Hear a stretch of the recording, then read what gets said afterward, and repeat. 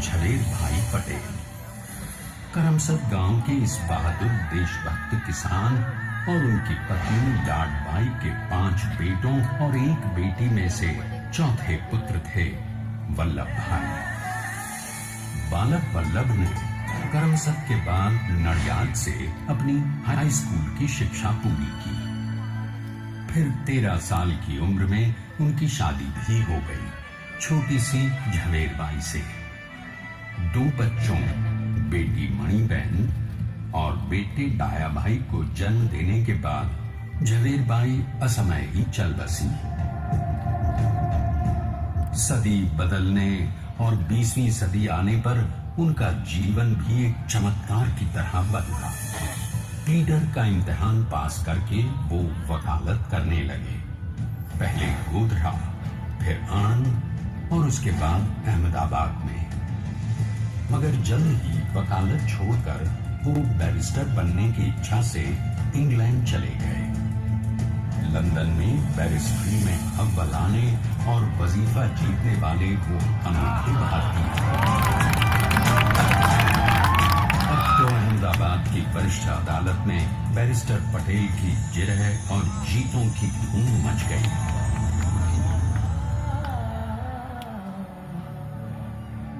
तभी एक युग पुरुष ने वल्लभ भाई के जीवन की धारा ही बदल दी।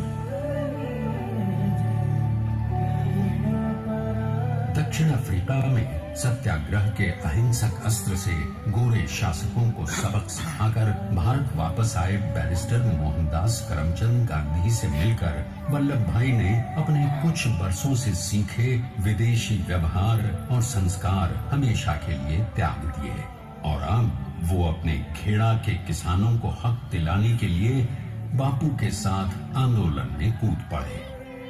अब उनके पैरों में जूते नहीं, गांव की धूल थी। हृदय में भारत भूमि की शस्य श्यामला धरती, मन में थे गांधी और मस्तिष्क में एक नए स्वतंत्र भारत का सपना।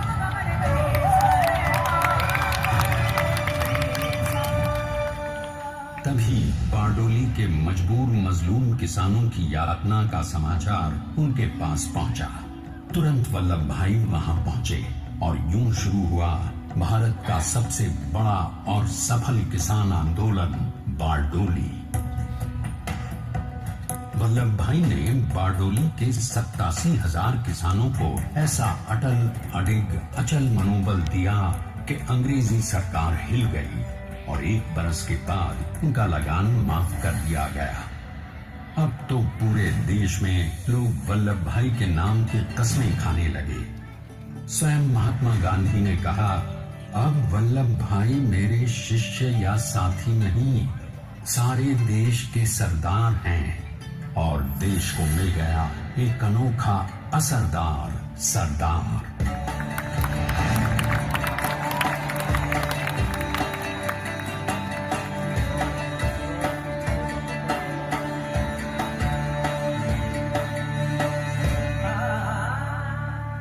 सरदार पटेल के नाम और देशभक्ति से अंग्रेज डर कर कांपने लगे।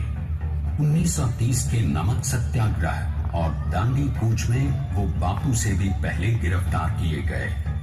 तो सन 1932 में फिर उन्हें बापू के साथ ही जेल में 2 सालों के लिए डाल दिया गया। मगर आजादी के दीवानों को, स्वतंत्रता के परवानों को कौन गिरफ्तार कर पाया है। जेल से छूटते ही सरदार को कांग्रेस के नए राष्ट्राध्यक्ष पद पर चुना गया और उनकी सरपरस्ती में राष्ट्रवादी भारतीयों ने तमाम ब्रिटिश सूबों में जीत हासिल कर वहां अपनी स्थानिक सरकारें बनाई।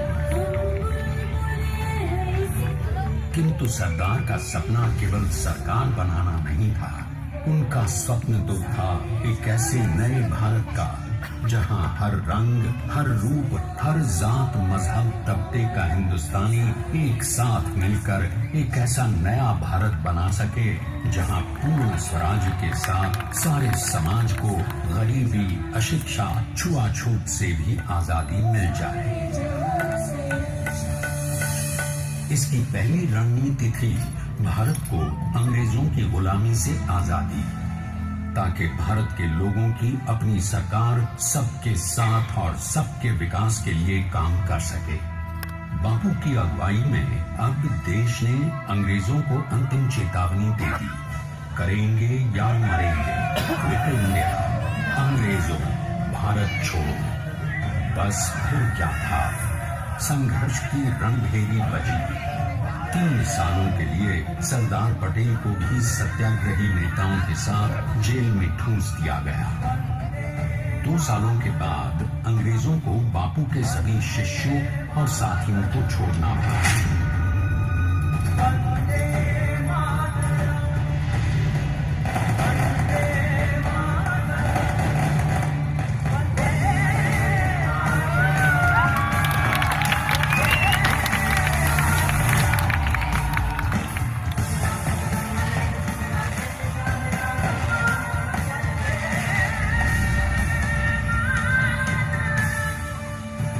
स्वतंत्रता के स्वप्न के सच होने के साथ अब सरदार पर कई एक नई जिम्मेदारियां थीं। आने वाली आजादी की तैयारी और एक नए भारत के लिए नए लोकतांत्रिक संविधान की संरचना।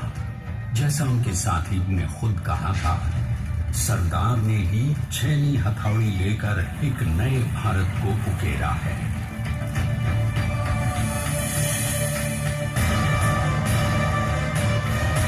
स्वाधीनता तो प्राप्त हुई, लेकिन खंडित भारत में भी उठते विभाजनवादी अंधकार को अभी दूर करना था। जब देश के खंड खंड होने का भय उत्पन्न होने लगा, तो सरदार ने निर्भय होकर खुद अपनी केंद्र सरकार और साथियों को भी चुनौती दे डाली और जम्मू कश्मीर को बचाने के लिए सारे देश का आकाश वायुयानों से भर गया।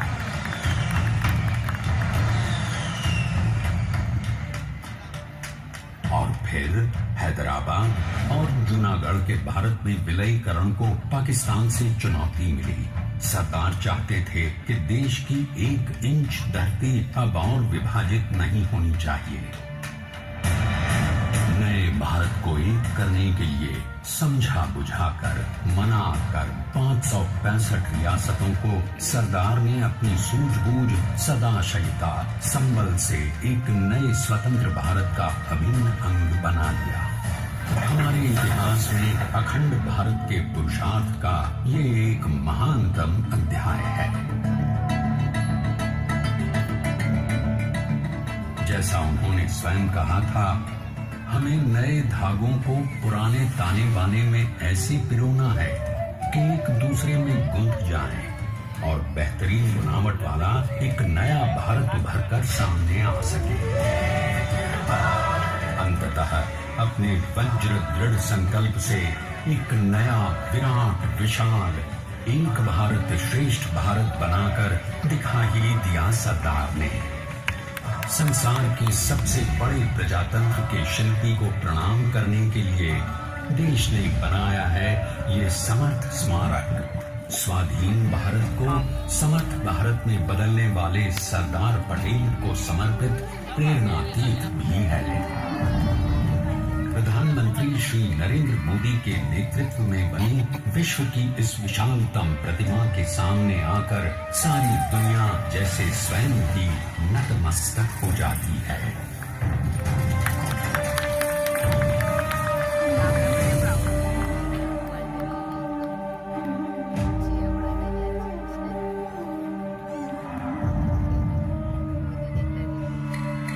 देश को बना गया वो अमित अटल,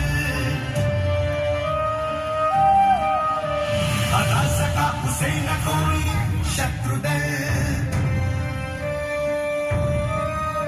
चट्टान के समान सा पुरुष प्रबल, तो स्वदेश का सम्मान है, पटेल तो स्वदेश का सम्मान है, पटेल तो स्वदेश का सम्मान है, पटेल तो स्वदेश का सम्मान है।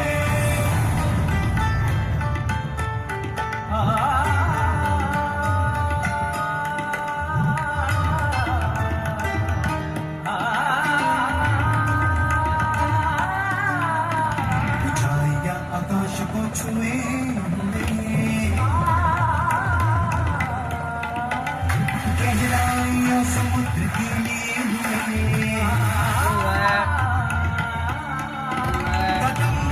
पड़ी जमीन पर जमे हुए